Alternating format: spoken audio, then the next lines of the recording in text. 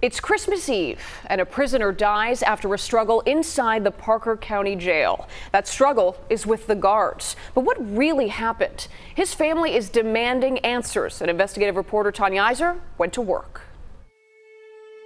These deaths are preventable. All it takes is training.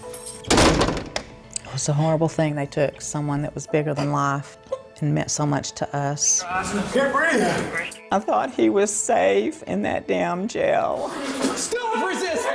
It's upsetting to hear somebody that you clearly love beg for his life.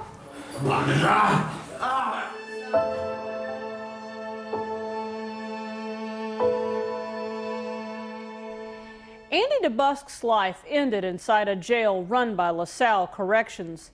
His is one of a series of troubling deaths at LaSalle's jails, a for-profit company operating in Texas.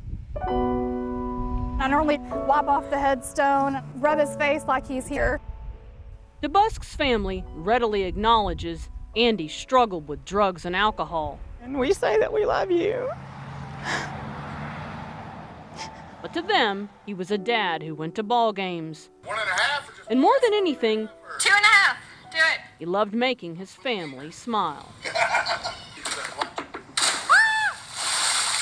This is a picture on Easter. He was always an Easter bunny.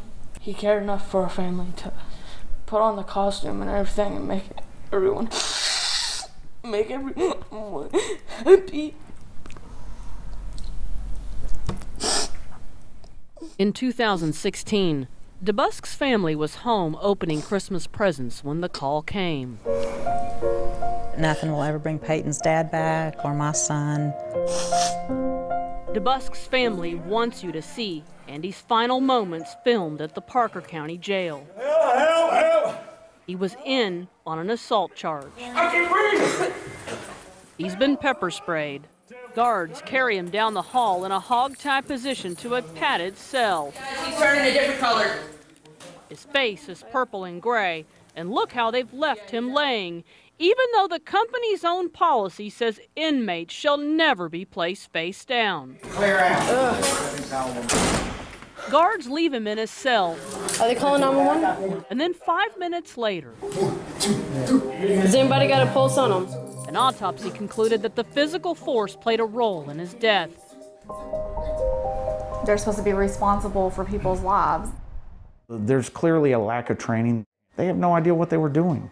Lance Lowry is a jail expert. Both the officers have their knees in his back. That's a big no-no. He pointed out problems in the videos. Stop moving! When a person's not able to get air, they're going to be combative. He's not faking anything.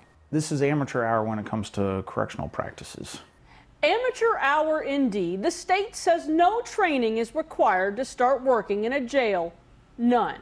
Wait till you see what our investigation found next. We told you about the death of an inmate in the Parker County Jail. It's run by LaSalle Corrections, a private for-profit company. The question now, is this company cutting corners on the training of its guards? Danielle Cacho is a former LaSalle jailer. They have a revolving door of corrections officers. In addition to Parker County, LaSalle runs the county jails in Johnson and Bowie counties. News 8 found a third or more of LaSalle's guards working in those jails are brand new, just hired in 2018. They have 18-year-olds that this is the first job they've ever done being corrections officers. This guard right here, he'd been on the job just 2 months. He had no prior experience working in jails. We found LaSalle is taking advantage of a state rule that allows jailers to work under temporary licenses for up to a year, with no training required. In Parker County, 26% have these temporary licenses. At Bowie County, it's 31%. And at Johnson County, it's almost half of the jailers. By comparison, less than 1% of guards in the Dallas, Tarrant, and Kaufman County jails have temporary licenses. You're working with people every day who are not trained. This is a former Parker County jailer. She asked that we not show her face. You've worked in other correctional facilities. Yes. How does this differ? Well, the other facilities that I've worked in, their training programs are very structured. You go through training before you ever walk into the facility.